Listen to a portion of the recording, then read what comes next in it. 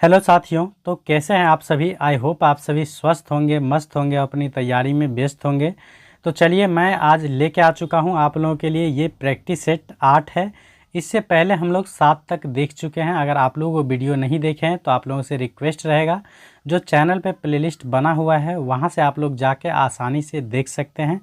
तो इसमें जो हमारा टारगेट है, जो टोटल 18 दिनों में 900 महत्वपूर्ण क्वेश्चन का कंप्लीट करना, जो कि एमसीक्यू बेस्ड रहेगा और ये मिक्स रूप से रहेगा। जिस प्रकार से एग्ज़ाम में पूछा जाता है उसी प्रकार से, तो ये आप लोगों के एग्ज़ाम के लिए काफ़ी महत्वपूर्ण है। तो आप लोग अपने स्तर से तैयारी करते हुए इस सीरीज़ को एक बार ज़रूर देख लीजिएगा। तो चलिए हम शुरू करते हैं बिना किसी देरी के। तो चलिए फर्स्ट क्वेश्चन हमारा है, जो 2024 का साहित्य का नोबेल पुरस्कार किस लेखिका को दिया गया है। तो 2024 का जो है साहित्य का नोबेल पुरस्कार दिया गया, ये हान कांग को दिया गया है। तो ऑप्शन नंबर सी इसका करेक्ट आंसर हो जाएगा। दूसरा क्वेश्चन है, जो हाल ही में भारत की 14वीं महारत्न कंपनी कौन सी बन गई है। तो 14वीं महारत्न कंपनी जो बना है ये बना है हाल, जिसका फुल फॉर्म होता है हिंदुस्तान एरोनॉटिक्स लिमिटेड।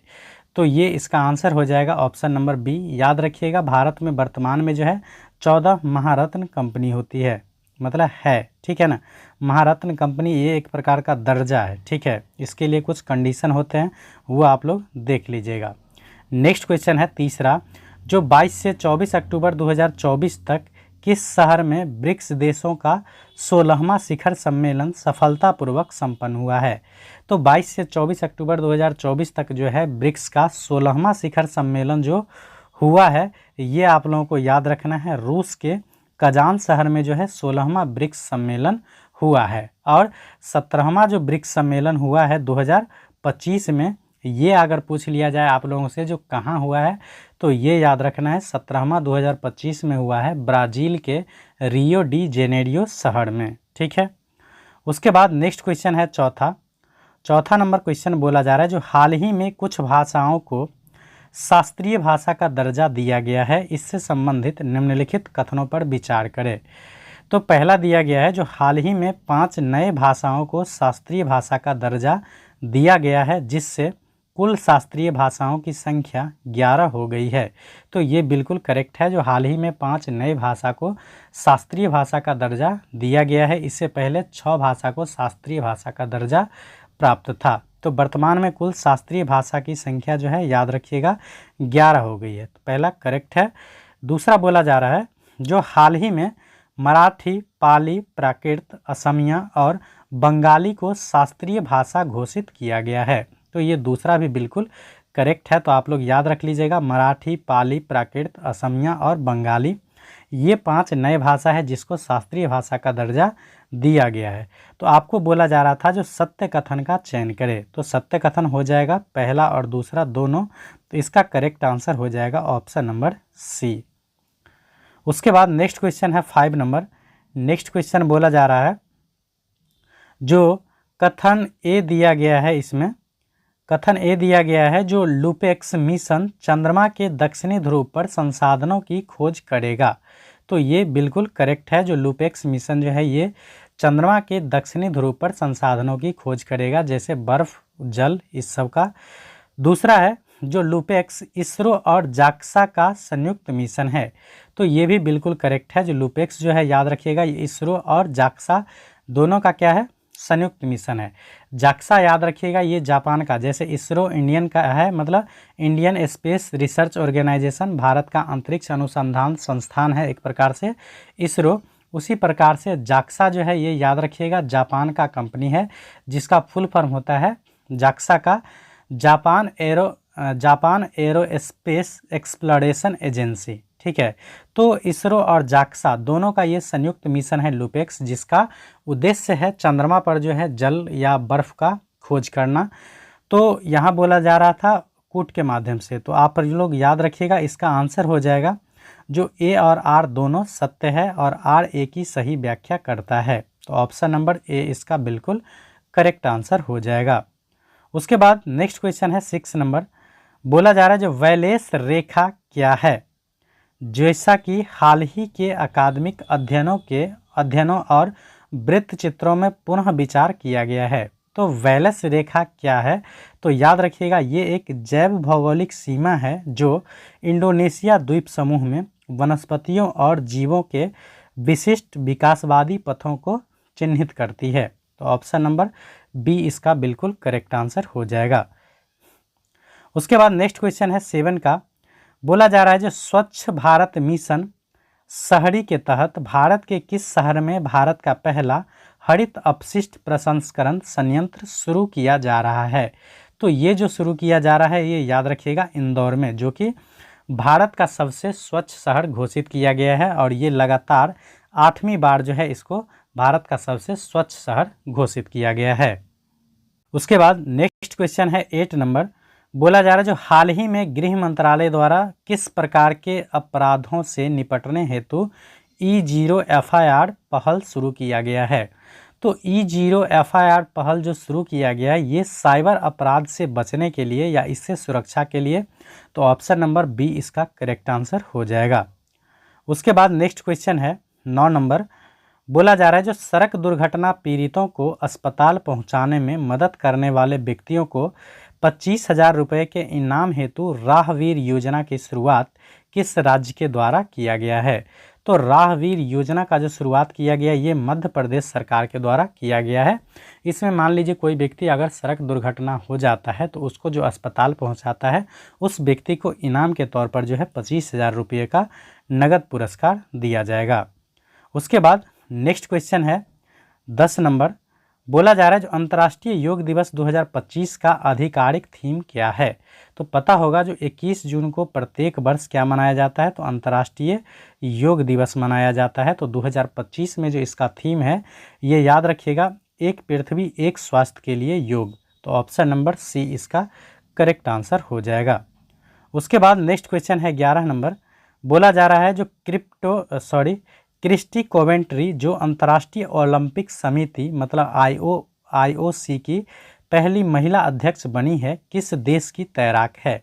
तो ये क्रिस्टी कोवेंट्री जो है याद रखिएगा जिम्बाब्वे की तैराक है। तो ऑप्शन नंबर सी इसका करेक्ट आंसर हो जाएगा।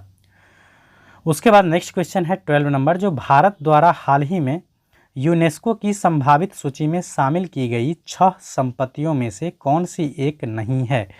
तो ये याद रखिएगा ये कोणार्क का सूर्य मंदिर नहीं है। तो ऑप्शन नंबर सी इसका करेक्ट आंसर हो जाएगा। याद रखिएगा कांगेर घाटी राष्ट्रीय उद्यान को शामिल किया गया है। उसके बाद मुदुल मेगालिथिक मुनहरी इसको भी शामिल किया गया है।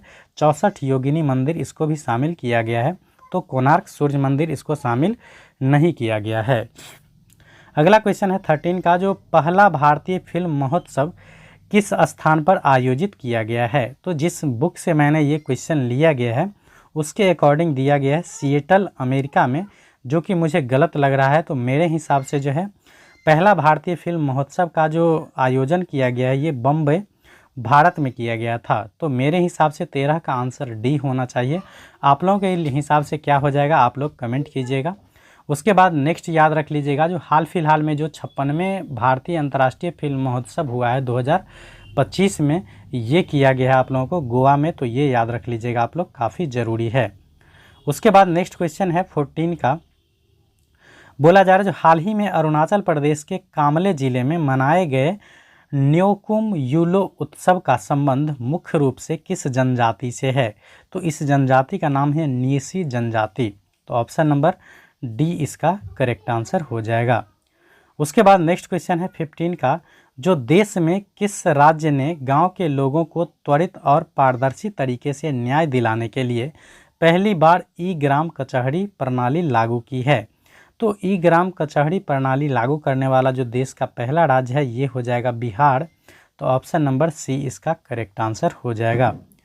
उसके बाद नेक्स्ट क्वेश्चन है 16 का बोला जा रहा है जो भारतीय नौसेना ने हाल ही में किस जहाज को महाराष्ट्र पर्यटन विकास निगम को सौंपा है ताकि उसे भारत के पहले अंडर वाटर म्यूजियम और कृत्रिम चट्टान में परिवर्तित किया जा सके? तो ये जो जिस जहाज को सौंपे हैं उसका नाम है INS गुलदार। तो ऑप्शन नंबर सी इसका करेक्ट आंसर हो जाएगा।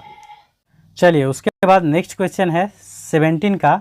जो खेलो इंडिया पैरा गेम्स KIPG 2025 का आयोजन किस शहर में किया गया? तो खेलो इंडिया पैरा गेम्स का आयोजन जो किया गया था ये याद रखिएगा नई दिल्ली में किया गया है। तो ऑप्शन नंबर सी इसका करेक्ट आंसर हो जाएगा। उसके बाद नेक्स्ट क्वेश्चन है 18 का, जो मार्च 2025 में जारी वर्ल्ड हैप्पीनेस इंडेक्स के अनुसार भारत की रैंकिंग क्या थी। तो 2025 में जो जारी वर्ल्ड हैप्पीनेस इंडेक्स है उसके अनुसार भारत का रैंक जो है 118वां है। तो ऑप्शन नंबर डी इसका करेक्ट आंसर हो जाएगा। ये टोटल 147 देशों में से जो है भारत का स्थान 118वां है। और पहला स्थान याद रख लीजिएगा, वर्ल्ड हैप्पीनेस इंडेक्स में जो फर्स्ट स्थान है वो फिनलैंड का है और ये लगातार 8वीं बार सबसे खुशहाल देशों में पहला रैंक पर है फिनलैंड। तो ये भी याद रख लीजिएगा। उसके बाद नेक्स्ट क्वेश्चन है 19 का। तो 19 नंबर क्वेश्चन बोला जा रहा है आप लोगों को, जो विश्व क्षय दिवस या जिसको टीबी डे बोला जाता है उसकी थीम क्या है। तो विश्व क्षय दिवस या क्षय रोग दिवस या जिसको टीबी बोला जाता है तो वो प्रत्येक वर्ष मनाया जाता है 24 मार्च को, ये आप लोगों को पता होगा। तो इसका थीम जो है इस बार को याद रखिएगा, हाँ हम टीबी को ख़त्म कर सकते हैं, प्रतिबद्ध निवेश और उद्धार। तो ऑप्शन नंबर बी इसका करेक्ट आंसर हो जाएगा। उसके बाद नेक्स्ट क्वेश्चन है 20 का। बोला जा रहा है जो मार्च 2025 में भारतीय अंतरिक्ष अनुसंधान संगठन इसरो और सेमीकंडक्टर प्रयोगशाला SCL द्वारा अंतरिक्ष अनुप्रयोगों के लिए विकसित किए गए भारत के पहले स्वदेशी 32 बिट माइक्रो प्रोसेसर के नाम क्या है। तो 32 बिट का जो माइक्रो प्रोसेसर बनाया है उसका नाम है विक्रम 301 और कल्पना 301। तो ऑप्शन नंबर बी इसका करेक्ट आंसर हो जाएगा। उसके बाद नेक्स्ट क्वेश्चन है 21 का।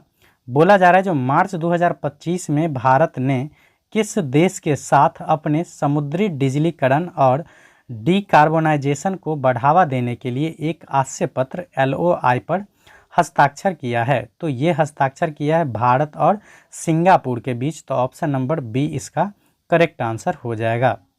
उसके बाद नेक्स्ट क्वेश्चन है 22 का। बोला जा रहा है भारतीय रिजर्व बैंक RBI द्वारा जारी भारत के धन प्रेषण सर्वेक्षण रिपोर्ट 2023-24 के संबंध में निम्नलिखित कथनों पर विचार करें। तो पहला कथन दिया गया जो 2023-24 में भारत को सबसे अधिक रेमिटेंस संयुक्त राज्य अमेरिका मतलब USA से प्राप्त हुआ है। तो पहला बोला जा रहा है 2023-24 में भारत को सबसे अधिक रेमिटेंस संयुक्त राज्य अमेरिका से प्राप्त हुआ है। तो सबसे ज़्यादा जो है ये कहाँ से प्राप्त हुआ है तो याद रखिएगा, तो सबसे ज़्यादा जो प्राप्त हुआ ये USA से प्राप्त हुआ है। तो पहला कथन बिल्कुल क्या है करेक्ट है।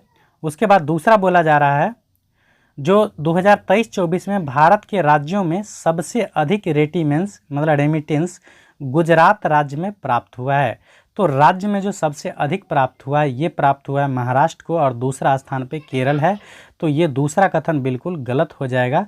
तो यहाँ बोला जा रहा था उपरोक्त कथनों के आलोक में सही विकल्प को चुनें। तो सही कौन सा हो जाएगा तो केवल 1 सही है। तो ऑप्शन नंबर ए इसका बिल्कुल करेक्ट आंसर हो जाएगा। उसके बाद नेक्स्ट क्वेश्चन है 23 का बोला जा रहा है जो प्रख्यात हिंदी लेखक विनोद कुमार शुक्ल को हाल ही में भारत के सर्वोच्च साहित्य सम्मान 59वें ज्ञानपीठ पुरस्कार से सम्मानित किया गया है। बोला जा रहा है इस सम्मान के संबंध में निम्नलिखित में से कौन सा या कौन से कथन सही है। तो पहला कथन दिया गया है जो उन्हें यह पुरस्कार लघु कथा, कविता और निबंध में उनके असाधारण कार्य के लिए प्रदान किया गया है। तो ये बिल्कुल करेक्ट है। दूसरा बोला जा रहा है जो वह यह प्रतिष्ठित पुरस्कार पाने वाले छत्तीसगढ़ के पहले लेखक हैं। तो दूसरा कथन भी बिल्कुल करेक्ट है। तीसरा बोला जा रहा है जो वह ज्ञानपीठ पुरस्कार से सम्मानित होने वाले 12वें हिंदी लेखक है। तो यहाँ से ये तीसरा भी क्या हो जाएगा तो बिल्कुल करेक्ट हो जाएगा। तो आपको बोला जा रहा था कौन से कथन सही है, तो कथन हो जाएगा तीनों सही। तो इसका जो आंसर हो जाएगा ये ऑप्शन नंबर डी हो जाएगा। 1, 2 और 3 तीनों सही है। अगला क्वेश्चन है 24 का। बोला जा रहा है किस राज्य की सरकार ने जल इकाइयों के संरक्षण के लिए जल गंगा संवर्धन अभियान की शुरुआत की है। तो जल गंगा संवर्धन अभियान की जो शुरुआत किए हैं ये याद रखिएगा मध्य प्रदेश के द्वारा किया गया है, तो ऑप्शन नंबर बी इसका करेक्ट आंसर हो जाएगा।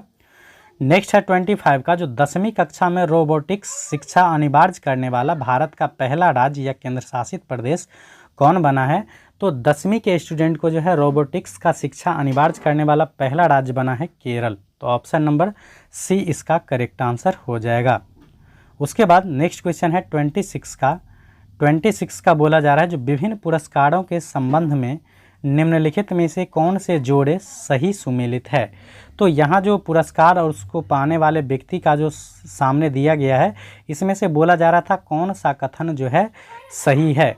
तो देखिए बोला जा रहा है 59वें ज्ञानपीठ पुरस्कार, यहाँ बोला जा रहा था आपको सही उत्तर का चयन करना है। तो पहला कथन है जो 59वें ज्ञानपीठ पुरस्कार ये किसको दिया गया है? विनोद कुमार शुक्ल को। तो ये पहला कथन बिल्कुल करेक्ट है। 59वें ज्ञानपीठ पुरस्कार किसको दिया गया है? तो विनोद कुमार शुक्ल को। दूसरा कथन है जो 2025 के एबेल पुरस्कार किसको दिया गया है? तो मसाकी काशीवाड़ा को। तो 2025 का जो एबेल पुरस्कार है ये मसाकी काशीवाड़ा को दिया गया है, तो ये दूसरा भी क्या है? बिल्कुल करेक्ट है। तीसरा बोला जा रहा है जो 2024 का सरस्वती सम्मान किसको दिया गया है? प्रभा वर्मा को। तो ये कथन क्या है? गलत है, क्योंकि 2024 का जो सरस्वती सम्मान है ये मिला है महामहो साधु भद्रेश दास को। महामहोपाध्याय साधु भद्रेश दास को इसको दिया गया है। इनकी एक रचना है संस्कृत में जिसका नाम है स्वामी नारायण सिद्धांत सुधा, इसके लिए इनको दिया गया है। तो यहाँ से ये तीसरा क्या हो जाएगा? गलत हो जाएगा। चौथा बोला जा रहा है 2024 के EY entrepreneur of the year ये किसको दिया गया है? तो काशीनाथ सिंह को। तो ये भी क्या है? गलत है, क्योंकि ये दिया गया है आप लोगों को वैल्यान सुबियाह को। तो ये भी क्या हो जाएगा? गलत। तो आपको बोला जा रहा था नीचे दिए गए कोड का प्रयोग करके सही उत्तर का चयन करें, तो सही उत्तर है 1 और 2, तो इसका आंसर हो जाएगा ऑप्शन नंबर ए। उसके बाद नेक्स्ट क्वेश्चन है 27 का बोला जा रहा है जो भारतीय सिनेमा सांस्कृतिक प्रभाव और सार्वजनिक सेवा में योगदान के लिए लाइफ टाइम अचीवमेंट अवार्ड से किसे सम्मानित किया गया है? तो लाइफ टाइम अचीवमेंट अवार्ड जो दिया गया है ये रजनीकांत को दिया गया है, तो ऑप्शन नंबर ए इसका बिल्कुल करेक्ट आंसर हो जाएगा। नेक्स्ट क्वेश्चन है 28 का, जो भारत ने किस देश के साथ ग्रीन और डिजिटल शिपिंग कॉरिडोर सहयोग पर एक आशय पत्र LOI पर हस्ताक्षर किया है? तो ये जो हस्ताक्षर किए हैं भारत और सिंगापुर के बीच, तो ऑप्शन नंबर बी इसका करेक्ट आंसर हो जाएगा। उसके बाद नेक्स्ट क्वेश्चन है 27 का, बोला जा रहा है भारत में मनाया गया अंतर्राष्ट्रीय लवी मेला का संबंध किस देश से है? तो भारत में जो मनाया गया है अंतर्राष्ट्रीय लवी मेला उसका संबंध याद रखिएगा भूटान से है, तो ऑप्शन नंबर बी इसका करेक्ट आंसर हो जाएगा। नेक्स्ट क्वेश्चन है 30 का, जो वित्त वर्ष 2024-25 में सबसे अधिक GST संग्रह करने वाला राज्य कौन सा है? तो सबसे अधिक GST जो कलेक्ट किया है 2024-25 में ये किया है महाराष्ट्र, तो ऑप्शन नंबर डी इसका बिल्कुल करेक्ट आंसर हो जाएगा। उसके बाद नेक्स्ट क्वेश्चन है 31 का, बोला जा रहा है प्रधानमंत्री सूक्ष्म खाद्य उद्योग उन्नयन योजना के सफल क्रियान्वयन के में बिहार ने देश भर में कौन सा स्थान हासिल किया है? तो ये हासिल किया है पहला स्थान, तो ऑप्शन नंबर ए इसका बिल्कुल करेक्ट आंसर हो जाएगा। उसके बाद नेक्स्ट क्वेश्चन है 32 का, बोला जा रहा है जो 2025-26 खरीफ किन्नवन, नेक्स्ट बोला जा रहा है 32 का, जो 2025-26 खरीफ विपणन सत्र के लिए न्यूनतम समर्थन मूल्य मतलब MSP बोला जाता है, मिनिमम सपोर्ट प्राइस के संबंध में निम्नलिखित में से कौन सा कथन सही है? तो यहाँ सही याद रख लीजिएगा, जो सभी खरीफ फसलों में नाइजर सीड को MSP में सबसे अधिक निक्षेपण वृद्धि प्राप्त हुआ है, तो ऑप्शन नंबर बी इसका करेक्ट आंसर हो जाएगा। उसके बाद नेक्स्ट क्वेश्चन है 33 का, बोला जा रहा है बिहार की साइकिल योजना लागू करने के लिए संयुक्त राष्ट्र ने किस या किन अफ्रीकी देशों का चयन किया है? तो ये जो बिहार का जो साइकिल योजना जो नीतीश कुमार के द्वारा चालू किया गया था, तो इसको देख करके जो है कौन से अफ्रीकी देश को जो है ये लागू करने के लिए बोला गया है? तो याद रखिएगा ये माली और जाम्बिया हो जाएगा, ये दोनों, तो इसका आंसर हो जाएगा ऑप्शन नंबर डी, इनमें से एक से अधिक। उसके बाद है 34 का, जो सी ड्रैगन 2025 वार्षिक बहुपक्षीय नौसैनिक अभ्यास का आयोजन कहाँ किया गया है। तो सी ड्रैगन 2025 वार्षिक बहुपक्षीय नौसैनिक अभ्यास का आयोजन जो किया गया है, ये किया गया है, याद रखिएगा, पश्चिमी प्रशांत महासागर में। तो ऑप्शन नंबर बी इसका बिल्कुल करेक्ट आंसर हो जाएगा। उसके बाद नेक्स्ट क्वेश्चन है 35 का, जो हाल ही में अरब शिखर सम्मेलन की आपातकालीन बैठक कहाँ की गई है। तो अरब शिखर सम्मेलन की जो आपातकालीन बैठक किया गया है, ये काहिरा, जो कि मिस्र की राजधानी है, यहाँ पे किया गया है। तो ऑप्शन नंबर सी इसका करेक्ट आंसर हो जाएगा। उसके बाद नेक्स्ट क्वेश्चन है 36 का, बोला जा रहा है जो मोबाइल वर्ल्ड कांग्रेस 2025 जो कि बार्सिलोना में आयोजित हुआ है, उसमें बोला जा रहा है जो भारत का प्रतिनिधित्व किसके द्वारा किया गया है। तो इसमें जो है भारत का प्रतिनिधित्व किया गया है, ये ज्योतिरादित्य सिंधिया जी के द्वारा। तो ऑप्शन नंबर सी इसका करेक्ट आंसर हो जाएगा। उसके बाद नेक्स्ट क्वेश्चन है 37 का, बोला जा रहा है नो योर मेडिसिन मतलब KYM ऐप जो है किस मंत्रालय की पहल है। तो नो योर मेडिसिन जो है, याद रखिएगा, ये खेल एवं युवा कल्याण मंत्रालय द्वारा शुरू किया गया है। तो ऑप्शन नंबर डी इसका करेक्ट आंसर हो जाएगा। उसके बाद नेक्स्ट है 38 का, बोला जा रहा है जो द्विपक्षीय या बहुपक्षीय सैनिक अभ्यासों के संदर्भ में निम्नलिखित में से कौन से जोड़े सही सुमेलित नहीं है। तो यहाँ आपको बताना है कौन सा जोड़ा सही सुमेलित नहीं है। तो पहला दिया गया है जो अभ्यास वरुण। तो अभ्यास वरुण जो है ये हुआ था, याद रखिएगा आप लोगों को, भारत और फ्रांस के बीच। किसके बीच हुआ था?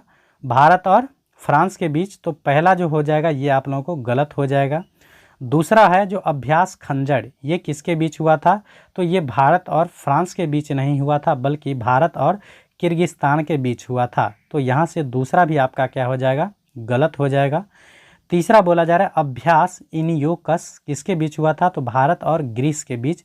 तो ये तीसरा क्या हो जाएगा? करेक्ट हो जाएगा। उसके बाद चौथा में है जो अभ्यास इंद्र, तो ये हुआ था भारत और रूस के बीच। तो यहाँ से चौथा भी क्या हो जाएगा? करेक्ट। तो आपको बोला जा रहा था कौन सा सुमेलित नहीं है, तो पहला और दूसरा सुमेलित नहीं है। तो इसका करेक्ट आंसर हो जाएगा ऑप्शन नंबर बी। उसके बाद नेक्स्ट क्वेश्चन है 39 का, बोला जा रहा है जो भारत सरकार द्वारा किस वर्ष तक अपने रक्षा निर्यात लक्ष्य को जो है 50,000 करोड़ तक पहुंचाने का रखा है। तो ये रखा है लक्ष्य 2029 तक। तो ऑप्शन नंबर ए इसका करेक्ट आंसर हो जाएगा। उसके बाद नेक्स्ट है 40 का, जो 8वें अंतर्राष्ट्रीय एशियाई उद्योग और उभरते बाजार गठबंधनों की परिषद का आयोजन कहाँ किया गया है। तो ये जो आयोजन किया गया है ये आप लोगों को लखनऊ में किया गया है। तो ऑप्शन नंबर सी इसका करेक्ट आंसर हो जाएगा। उसके बाद नेक्स्ट क्वेश्चन है 41 का बोला जा रहा है जो नई दिल्ली में आयोजित विश्व सतत विकास शिखर सम्मेलन 2025 का उद्घाटन किसके द्वारा किया गया है। तो इसका उद्घाटन किया गया है भूपेंद्र यादव के द्वारा। तो ऑप्शन नंबर डी इसका करेक्ट आंसर हो जाएगा। याद रखिएगा भूपेंद्र यादव वर्तमान में जो है केंद्रीय पर्यावरण, वन और जलवायु परिवर्तन मंत्री है। उसके बाद है 42 का, जो सेपक टकरा 2025 विश्व कप कहाँ आयोजित किया गया है। तो ये बिहार की राजधानी पटना में किया गया है। तो ऑप्शन नंबर सी इसका करेक्ट आंसर हो जाएगा। उसके बाद नेक्स्ट क्वेश्चन है 43 का क्वेश्चन बोला जा रहा है उस भारतीय खिलाड़ी का नाम बताएं जो 3 अलग अलग IPL टीमों की कप्तानी करने वाले पहले भारतीय खिलाड़ी बने हैं। तो ये कौन बने हैं? तो याद रखिएगा अजिंक्य रहाणे। तो ऑप्शन नंबर बी इसका करेक्ट आंसर हो जाएगा। उसके बाद नेक्स्ट क्वेश्चन है 44 का, जो भारत ने इटली में आयोजित विशेष ओलंपिक विश्व शीतकालीन खेलों 2025 में कुल कितने पदक जीते हैं। तो इसमें जो है याद रखिएगा टोटल 33 पदक जीते हैं। तो इसका आंसर हो जाएगा ऑप्शन नंबर डी, इनमें से कोई नहीं। उसके बाद नेक्स्ट क्वेश्चन है 45 का बोला जा रहा है आप लोगों को जो वित्त वर्ष 2024-25 में भारत के FDI प्रवाह के बारे में निम्नलिखित में से कौन सा कथन सही है। तो पहला बोला जा रहा है जो वित्त वर्ष 2024-25 में जो है भारत का कुल FDI प्रवाह 2022-25 में भारत में FDI इक्विटी प्रवाह 7128 बिलियन डॉलर था, जो पिछले वर्ष की तुलना में 14% कम है। तो ये 14% कम नहीं है, बल्कि 14% क्या होगा, ज़्यादा है। तो ये आपका गलत हो जाएगा। उसके बाद दूसरा कथन दिया जा रहा है, जो वित्त वर्ष 2024-25 में सेवा क्षेत्र में सबसे अधिक एफडीआई इक्विटी प्रवाह आकर्षित किया, जो कुल का 19% है। तो ये दूसरा कथन बिल्कुल करेक्ट है। तो आंसर आपका बोला जा रहा था कौन सा सही है, तो याद रखिएगा बी इसका करेक्ट आंसर हो जाएगा। तीसरा बोला जा रहा है, जो वित्त वर्ष 2024-25 में भारत के कुल एफडीआई इक्विटी प्रवाह में महाराष्ट्र का योगदान कितना है, 25%। तो महाराष्ट्र का योगदान जो है ये 25% नहीं है, बल्कि महाराष्ट्र का योगदान जो है 31% है। कितना है, 31%। तो इस प्रकार से सी भी क्या है, गलत है। डी बोला जा रहा है, जो वित्त वर्ष 2024-25 में सिंगापुर एफडीआई का दूसरा सबसे बड़ा स्रोत था, जिसने कुल प्रवाह में 17% का योगदान दिया है। तो ये 17% का योगदान नहीं दिया, बल्कि 19% का दिया है। तो ये भी क्या हो जाएगा, गलत हो जाएगा। तो पहला, तीसरा, चौथा गलत था। तो आंसर हो जाएगा सिर्फ बी। ठीक है। उसके बाद नेक्स्ट क्वेश्चन है 46 का बोला जा रहा है, जो निम्नलिखित कथनों पर विचार कीजिए। तो पहला कथन दिया गया है, जो दुनिया का सबसे लंबा सड़क नेटवर्क भारत में है। तो ये क्या है, गलत है, क्योंकि दुनिया का सबसे लंबा सड़क नेटवर्क जो है ये यूएसए में है, अमेरिका में। भारत जो है इस मामले में दूसरे नंबर पर आता है। तो पहला कथन गलत हो गया। दूसरा बोला जा रहा है, दुनिया का सबसे लंबा मेट्रो नेटवर्क, दुनिया का तीसरा सबसे लंबा मेट्रो नेटवर्क भारत में है। तो ये दूसरा बिल्कुल करेक्ट है। तो मेट्रो के नेटवर्क के मामले में जो है भारत तीसरे नंबर पे है। पहला पे चीन आता है, दूसरा पे अमेरिका और तीसरा पे भारत आता है। तो दूसरा क्या है, बिल्कुल सही है। तो यहाँ बोला जा रहा था कूट की सहायता से सही कथन की पहचान करें। तो सही कौन सा है, तो केवल दूसरा। तो ऑप्शन नंबर बी इसका करेक्ट आंसर हो जाएगा। उसके बाद नेक्स्ट क्वेश्चन है 47 का, बोला जा रहा है संयुक्त राष्ट्र की वर्ल्ड हैप्पीनेस रिपोर्ट 2025 से संबंधित निम्नलिखित कथनों पर विचार करें। तो पहला बोला जा रहा है, जो रिपोर्ट के अनुसार फिनलैंड को लगातार 8वें साल दुनिया का सबसे खुशहाल देश माना गया है। तो ये बात बिल्कुल करेक्ट है। वर्ल्ड हैप्पीनेस इंडेक्स के अनुसार जो है फिनलैंड को लगातार 8वीं बार दुनिया का सबसे खुशहाल देश माना गया है। दूसरा बोला जा रहा है, जो भारत की रैंकिंग 197 देशों में 118वें स्थान पर है। तो 2025 में जो है वर्ल्ड हैप्पीनेस इंडेक्स के अनुसार भारत का स्थान 118वां जरूर है, लेकिन ये 197 देशों में नहीं, बल्कि 147 देशों में है। तो यहाँ से दूसरा क्या हो जाएगा, कथन गलत हो जाएगा। तीसरा बोला जा रहा है, जो भारत की रैंकिंग में पिछले वर्षों की तुलना में लगातार गिरावट आई है। तो ये भी बात बिल्कुल गलत है, क्योंकि लगातार जो है उसमें सुधार हुआ है। पिछले वर्ष की तुलना में जो है 8 स्थान ऊपर छलांग लगाए हैं भारत। पिछले वर्ष जो है 143 देशों में 126वां स्थान था, और इस बार जो है 147 देशों में 118वां स्थान है। तो क्या है, तो गिरावट नहीं आई है, बल्कि सुधार हुआ है। तो ये तीसरा भी क्या हो जाएगा, गलत। तो यहाँ आप लोगों को बोला जा रहा था 47 का, जो निम्नलिखित में से कौन सा कथन सही है। तो सही में कौन सा है, तो देखिए सही सिर्फ कौन सा था, पहला था। तो इसका आंसर क्या हो जाएगा 47 का। तो 47 का बोला जाता कौन सा कथन सही है, सही कौन सा है, तो सही तो केवल 1 होना चाहिए। निम्नलिखित कथनों पर विचार करें। यहाँ बोला जा रहा था कौन से कथन सही है, तो सही हो जाएगा केवल 1। ठीक है। तो इसमें ऑप्शन नहीं दिया था, तो इसको हम लोग डी मान लेंगे, इनमें से कोई नहीं। ठीक है। उसके बाद नेक्स्ट क्वेश्चन है 48 का बोला जा रहा है, किस भारतीय एथलीट ने 2025 एशियाई एथलेटिक्स चैंपियनशिप में देश का पहला स्वर्ण पदक मतलब गोल्ड मेडल जीता और किस स्पर्धा में जीता है।